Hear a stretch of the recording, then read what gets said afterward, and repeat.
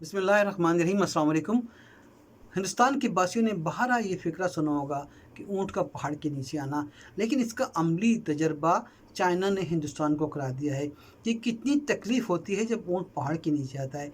China ने जिस तरह हिंदुस्तान की गर्दन दबोची है, जिस तरह हिंदुस्तान की दुखती रग को पकड़ा है, बल्कि दबाया है, उससे उनकी चीखें वाशिंगटन तक पहुंच चुकी हैं और तेल अबीब से भी कराहने की आवाज़ें आ रही हैं। अगर हम देखें कि ये कोई हिंदुस्तान का अकेला मंसूबा नहीं है, ये हिंदुस्तान, इसराइल और अमेरिका मिलकर चाइना और पाकिस्तान को दबाना चाहते हैं। अमेरिका का मकसद पाकिस्तान नहीं बल्कि उसका मकसद चाइना है, क्योंकि चाइना एक उसके मुकाबले में सबसे बड़ी उभरती हुई माशी ताकत है। लेकिन वो उसे कुछ भी नहीं कर सका, अभी तक कोई वाज़ेह नुकसान नहीं पहुंचा सका। नाज़रीन, अगर हम देखें तो दुनिया की जो सबसे बड़ी ताकतवर अस्करी क़ुव्वत है वो है अमेरिका। 650 बिलियन डॉलर की अस्करी क़ुव्वत है, लेकिन उसके बावजूद वो चाइना पर हमला नहीं कर सकता।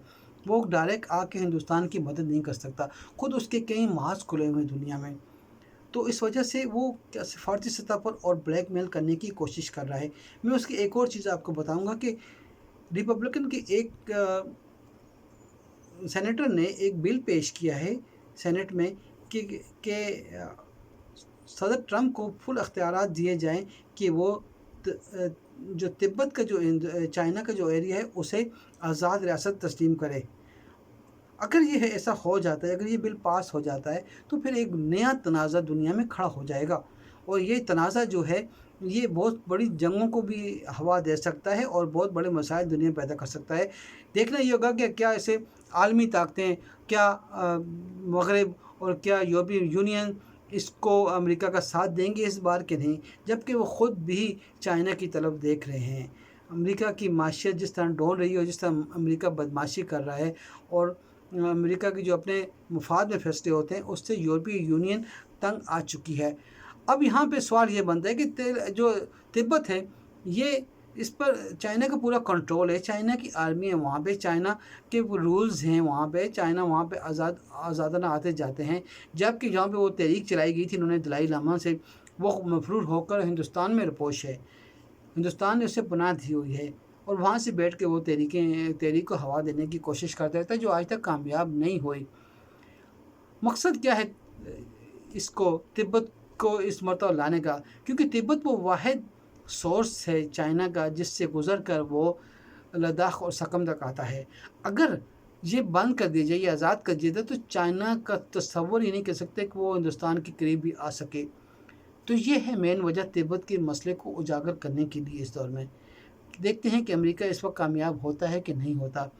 दूसरी बात यह है नाज़रीन कि ये 2017 में भी चाइना और इसके मतनाज़ा मसले पे जंग भी हुई थी और थोड़ी झड़पें हुई थी, लेकिन फिर ये रुक गया था। अभी फिर दोबारा जो हिंदुस्तान ने वहाँ पे जो रोड तामीर करने के लिए जो इक़दाम किए, जिससे चाइना ने इसे सख्ती से एक्शन लिया।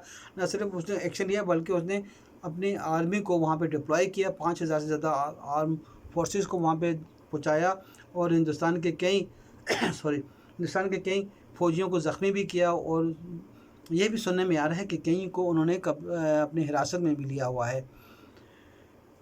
अब यहाँ से नया गेम शुरू हो रहा है। अगर चाइना सकम के इलाके में अपना कब्ज़ा मजबूत कर लेता है तो हिंदुस्तान की तकरीबन 8 रियासतें हिंदुस्तान से अलग हो जाएंगी, जिसमें अरुणाचल प्रदेश, सकम, नागालैंड, मणिपुर, शरीपुर, मेसरे और ये तकरीबन रियासतें हैं, तो ये अलग हो जाएंगी। दूसरी तरफ चाइना ने भूटान और नेपाल के साथ भी रब्ता काम किया हुआ है। नाज़रीन, दोनों मुल्क जो है ना, दोनों मुल्क की तकरीबन बराबर आर्मी है। 28 लाख तकरीबन चाइना की आर्मी है और 28 लाख ही हिंदुस्तान की आर्मी है। लेकिन फ़र्क यह है कि चाइना 3 गुना ज़्यादा बजट हिंदुस्तान से अपनी फ़ौज पे लगाता है और हिंदुस्तान की जो फ़ौज है वो मुख्तलिफ़ मकामात पर मुख्तलिफ़ तरीक़ों में उलझी हुई है, जिसमें 8 लाख से ज़्यादा तो कश्मीर में है और पाकिस्तान के कई बॉर्डरों पर वो उलझी रहती है। उसके बाद कई तहरीकें चल रही हैं हिंदुस्तान में जिनको वो सुलझाने के लिए, और कई फ़ौज उसकी भूटान में भी है। तो یہ مسئلہ اب اس طرح ہے کہ چائنا نے جو نیپال کے ساتھ جو سی پیک کا کام کیا، اس سے یہ فائدہ ہوا کہ نیپال نے چائنا کی پشت کو پشت پہ رکھتے ہوئے ہمت کر کے فوج کے ساتھ 130 کلومیٹر لمبی بارڈر کے ساتھ جو ہے وہ تعمیر کرنا شروع کر دی سڑک، جو 50 کلومیٹر مکمل ہو چکی ہے، جس سے بہت تکلیف ہے ہندوستان کو۔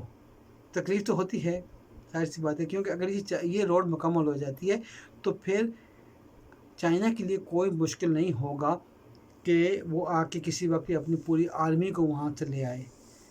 دوسری بات جو ہے بھوٹان، چائنا بھوٹان کے ساتھ بھی مسلسل رابطے میں ہے، اور وہ چاہتا ہے کہ کسی طرح بھوٹان، اس کا وہ علاقہ جو چائنا کا بھوٹان کے پاس ہے دوگلام، وہ اگر مل جائے، اور چائنا جو اس کے بھوٹان کے علاقے ہیں وہ اسے دینے پر رضامند ہے، تو اگر دوگلام چائنا کو مل جاتا ہے تو چائنا اس پوزیشن میں آ جائے گا کہ وہ ہندوستان کو 2 حصوں میں تقسیم کر سکے۔ لیکن مشکل یہاں پہ یہ آ رہی ہے کہ بھوٹان کی جو سیکیورٹی ہے وہ ہندوستان کے انڈر ہے، یہ ان کا آپس میں معاہدہ ہوا ہے، ہندوستان کی فوج وہاں پہ ہے، لیکن ان کے حالات آپس میں اچھے نہیں ہیں، جس کی وجہ سے بھوٹان نے اپنا کالا پانی کا علاقہ بھی واپس مانگا ہے ہندوستان سے۔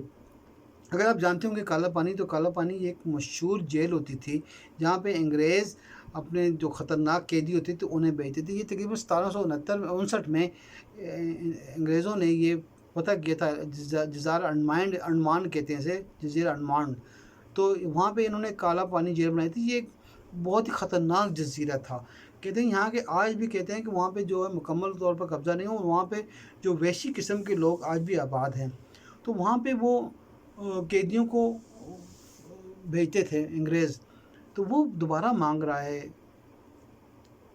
بھوٹان۔